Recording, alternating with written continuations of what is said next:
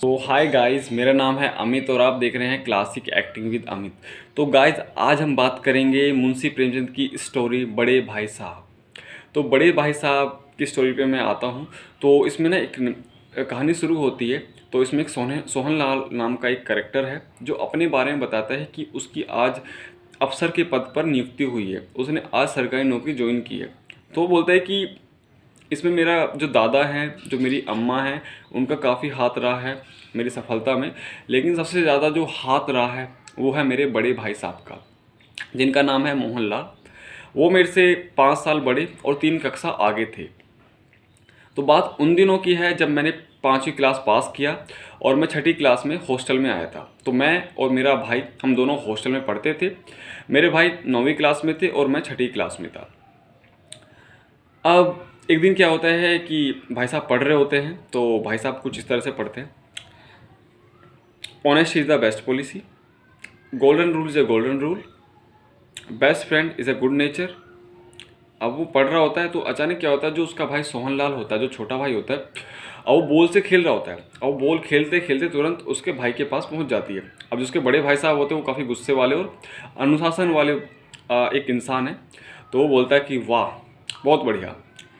वो बोलते हैं कि एक बात बताओ। तो जो उसके बड़े भाई साहब होते हैं तो बोलते हैं कि तुम एक बात बताओ, इडियट। तो वो बोलते हैं कि जी मतबल। मतबल, अरे मतबल तुम्हें तब समझ में आएगा ना जब तुम मेरी तरह इंग्लिश पढ़ोगे। इंग्लिश पढ़ना कोई हंसी खेल नहीं है। बड़े बड़े विद्वान भी अच्छे से इंग्लिश नहीं बोल पाते। और तुम्हें क्या लगता है, तुम ऐसे पूरे दिन बच्चों के साथ कंचे खेल रहे होते हो, पूरे दिन तुम अपना खेल में वेस्ट करते रहते हो। तुम्हें क्या लगता है कि तुम ऐसे अच्छे से इंग्लिश बोल पाओगे या ऐसे अच्छे से पढ़ पाओगे? अरे अगर तुम्हें यही सब करना है तो जाके गाँव जाओ ना और कंचे खेलो ना, वहाँ बच्चों के साथ पतंग उड़ाओ ना, यही सब करो तुम। अरे दादा की गाड़ी कमाई क्यों बर्बाद करते हो? अब इस पर क्या होता है, जो सोहन लाल होता है वो रोने लग जाता है। तो इस पर वो बोलता है कि ठीक है, अरे बैठ जाओ। तो वो बोलते हैं कि चलो कोई बात नहीं, तुम बैठ जाओ और तुम मेरे को बताओ कि मैंने तुमसे टाइम टेबल लिखने के लिए बोला था, क्या तुमने टाइम टेबल लिखा? तो वो कहता है नहीं भाई साहब। कहना चलो कोई बात नहीं, मैं तुम्हें नया टाइम टेबल सिखाता हूँ और तुम्हें इसके तरह ही काम करना है।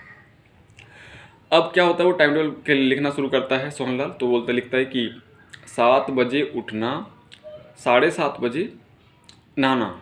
तो वो कहता है 7 बजे उठना, 5 बजे उठना और 5:30 तक नहाना धोना, 6 बजे गणित, 7 से 8 इतिहास, 8 से 9 भौतिक साइंस और 9 से 9:30 तक स्कूल के लिए तैयार होना, 10 बजे से 3:30 बजे तक स्कूल, 3:30 से 4 बजे तक आराम। फिर वो बोलता है कि 4 से 5 हिंदी, 5 से 6 ज्योमेट्री। तो वो बोलता है कि 6 से 7 खेलना। खेलने से बोल रहा था तो उसकी तरफ वो देखता, टहलना। तो वो डर के बोल लिखता है 6 से 7 टहलना। उसके बाद 7 से 8 फिर वो एक विषय के बारे में बताता है। फिर वो 8 से 9, फिर वो 8 बजे बोलता है कि खाना। फिर वो 9 से 10 बोलता है कि 9 से 10 तक एक सब्जेक्ट का नाम बताया था, लाइक जैसे केमिस्ट्री।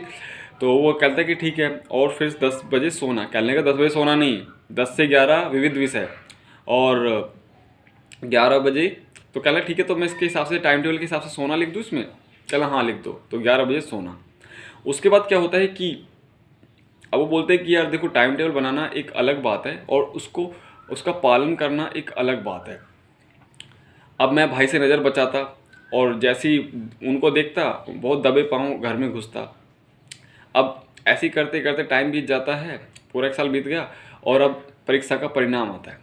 तो परीक्षा का परिणाम आता है तो वो जो मोहनलाल होता है, जो बड़े भाई साहब होते हैं, अब वो अखबार में अपना नंबर देख रहे हैं कि उनका नंबर आया कि नहीं, हो पास हुए या नहीं हुए।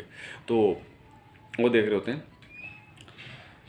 85 38 85 38 85 38। तो 85 30 85 32 85 35 85 36 85 40।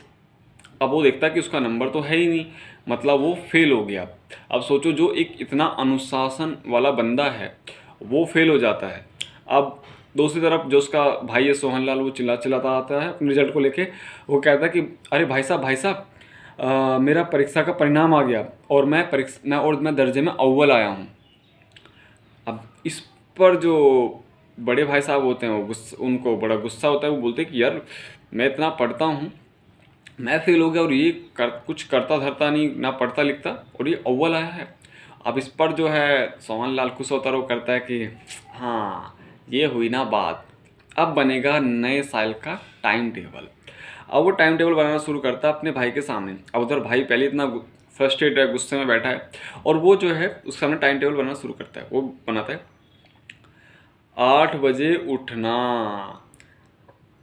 8:30 बजे नहाना धोना, 9 बजे स्कूल के लिए तैयार होना, फिर थोड़ा सा आराम, 10 बजे से 3:30 बजे तक स्कूल, 3:30 से 5 तक छोटा सा आराम, 5 से 7 तक हॉस्टल के बच्चों के साथ खेलना, 7 से 8 मन किया तो पढ़ लिए, 8 बजे से ना खाना, और उसके बाद लंबा सा आराम। इसके बाद क्या हुआ कि अब वो अपना पढ़ना लिखना छोड़ देता है और मज़े से खेलता फिरता है। उधर जो उसका भाई होता है उसको कुछ ना कुछ बोल रहा होता है। तो एक दिन क्या होता है कि वो ऐसे ही घूम रहा, एक दिन ऐसे गुलेल लेके खेल रहा होता है, तो गुलेल के साथ अब वो देखता है कि उसके भाई साहब उधर पढ़ाई कर रहे हैं। अब जैसे ही देखता है तो बोला किसको मारूं किसको मारूं, तो उसके भाई साहब सामने आ जाते हैं। वो गुलेल उसके हाथ से छूट जाती है। वो कहता है वाह बहुत बढ़िया किया, तुम यही करो। तो वो बोलता है कि अगर इस बार तुम परीक्षा में अव्वल के आ गए तो तुमने सब कुछ भूल गए। अरे तुमने रावण का हाल तो सुना था, उसके जीवन से तुमने क्या उपदेश लिया? अरे इंसान सब कुछ करे पर अभिमान ना करे। अरे अभी तो सिर्फ तुमने 6ठी कक्षा पास की है और अभी से तुम्हारे ये हाल है। अरे कभी कभी तो तुक्के से लग जाता है निशाना, लेकिन इसका मतलब ये तो नहीं ना कि तुम हमेशा वैसे ही पास हो जाओगे।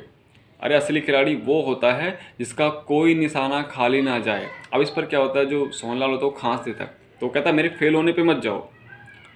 तो इस पर वो काफ़ी गुस्सा करता है और फिर वो बोलता है, फिर नरेशन स्टार्ट होता है। तो बोलता है कि सोहनलाल कि मेरे पास होने का भी कोई फ़ायदा नहीं हुआ, और अब भाई साहब कहीं ना कहीं मतलब मुझे कुछ ना कुछ बोलते थे। तो उसके बाद क्या हुआ, अब परीक्षा चल रही थी तो भाई साहब का तांडव शुरू हो गया। तो भाई साहब अब सब्जेक्टों के बारे में बताते हैं।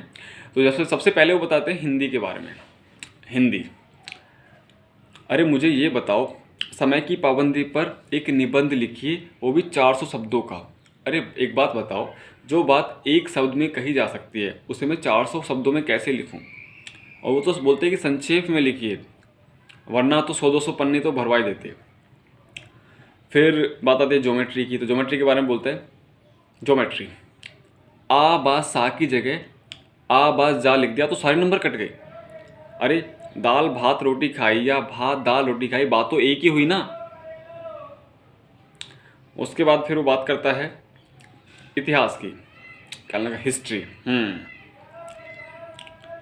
हेनरी 5वीं की जगह हेनरी 7वां लिख दिया तो सारे नंबर कट गए। अरे कितने तो विलियम्स हुए, कितने तो चार्ल्स हुए। अब हर किसी के नाम याद रखना क्या संभव है क्या? एक गलत क्या लिख दिया तो सारा का सारे नंबर कट गए। मेरे को समझ में नहीं आता कि इन परीक्षकों को कि हम पर इतना अत्याचार क्यों करते हैं। ये तो समय की हिमाकत है, उसका सदुपयोग नहीं है। तो इस पर जो है अब वो बोल रहा होता है हर किसी सब्जेक्ट के बारे में कुछ ना कुछ, कि मैं फ़ेल हुआ तो उसको अपना रीज़न बताता है कि मैं फ़ेल क्यों हुआ, कि मैंने अगर ये किया तो उन्होंने ये सब काट दिया। अब टाइम बीत जाता है, परीक्षा समाप्त हो जाती है और आता है परिणाम का समय। तो वो अपना नंबर ढूंढ रहा होता है अखबार में, 70-88 70-88 70-88 70-88। तो वो देखता है 70-81 70-82 70-83 70-85 70-87 70-90। वो देखता अरे नंबर कहाँ गया,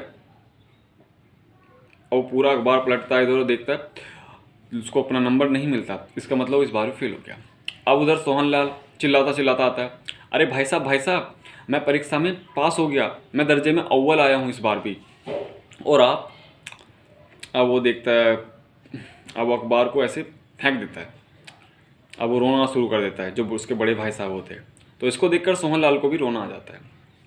उसके बाद अब वो बोलता है कि ऐसा नहीं कि मैं पढ़ता नहीं हूँ, मैं पढ़ता हूँ, लेकिन ये सब मेरा कसूर नहीं है, ये सारा परीक्षकों का कसूर है, क्योंकि वो हमें ठीक से नंबर नहीं देते। और वो बोलता है कि एक मेरा भाई जो पूरे दिन किताब में हाथ तक नहीं लगाता, वो हर बार परीक्षा में अव्वल आ जाता है। पहले तो मेरे डर से थोड़ा बहुत पढ़ भी लेता था, लेकिन अब तो वो बिल्कुल भी नहीं पढ़ता। और हद तो उस दिन हो गई, मेरे सामने वो कंचे खेलता है, मेरे सामने वो गुलेल चलाता है। और हद तो उस दिन हो गई जब वो बाजारी लड़कों के साथ पतंग उड़ाता दिखा। तो पतंग उड़ाने का वो सीन दिखता है, तो उसमें क्या होता है कि वो पतंग उड़ा रहा होता है, जो कटी हुई पतंग को पकड़ रहा होता है, सॉरी। तो अब उसके अचानक भाई साहब आ जाते हैं और उसे टकरा जाता है। तो वो कहता है कि क्या ना, वाह बहुत बढ़िया, अरे तुम्हें शर्म नहीं आती, तुम क्या कर रहे हो? अब तुम छोटी जमात में नहीं बल्कि 8वीं जमात में आ गए हो, और तुम यहाँ बाजारी लड़कों के साथ पतंग उड़ा रहे हो। अरे अगर तुम्हें यही सब करना है तो घर जाके पतंग उड़ाओ ना, गांव जाके खेलो ये सारे काम, दादा की गाड़ी कमाई क्यों बर्बाद करते हो? ओ, तो फिर बोलता है कि अच्छा, मुझे लगता है कि तुम ना मेरी बात ऐसे नहीं मानोगे, क्योंकि अब तुम मेरी कक्षा के समीप आ गए हो। और वो बोलता है कि अगर इन परीक्षकों का यही हाल रहा ना, तो हो सकता है कि अगले साल तुम मेरी कक्षा में आ जाओगे, और उसके अगले साल तुम उससे भी मेरे से भी आगे निकल जाओगे। लेकिन मेरे और तुम्हारे बीच जो 5 साल का अंतर है ना, उसको वो परीक्षक तो क्या, खुदा भी नहीं हटा सकता।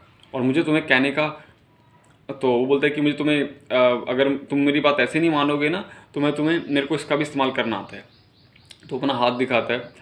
तो कहने लगा, हाँ मुझे लगता है कि तुम्हें जो मेरी बातें ना बहुत जहर लग रही होंगी। तो जो सोनालाल इसमें बोलता है कि नहीं, अरे भाई साहब आपको कहने का हक है, तो क्योंकि आप ही को, आप मतलब मेरे बड़े भाई साहब है, तो ऐसे बोलता है। तो कहता है सच। तो वो कहता है कि अरे मैं तुम्हें डांटना नहीं चाहता, और मुझे भी अच्छा नहीं लगता ये सब करना, लेकिन तुम एक बार बताओ, अगर मैं ही ऐसे गलत राह पे चलूँगा तो मैं तुम्हारा ध्यान कैसे रखूँगा? तो अगर कल को मुझे कुछ हो जाए, ये मैं बीमार हो जाऊँ, तो तुम फिर क्या करोगे? सिर्फ तुम दादा को चिट्ठी लिखोगे और उन्हीं से ही पूरी सेवा लोगे, उन्हीं से सेवा मांगोगे। तो इसीलिए मैं सिर्फ तुम्हें बोलता रहता हूँ। तो वो कहता है कि भाई साहब, अगर आपका फ़र्ज़ मुझे समझाने का है, तो मेरा फ़र्ज़ भी आपको खुश देखने का है। तो वो बोलता है कि ये लीजिए, ये पतंग लिए और उड़ाइए इसे। तो वो बोलता है कि सच। तो वो उसके भाई साहब को पतंग देता है और दोनों फिर पतंग उड़ाते हैं। तो वो ऐसे उड़ाता है कि उड़ी उड़ी उड़ी रे। तो इससे जो है वो दोनों फिर खुश होकर गले लग जाते हैं। तो ये था पूरी स्टोरी का नरेशन। आपको स्टोरी कैसी लगी कमेंट बॉक्स में ज़रूर बताना। तो बाकी अगर नेक्स्ट स्टोरी में मिलते हैं, तब तक के लिए till then take care, bye bye.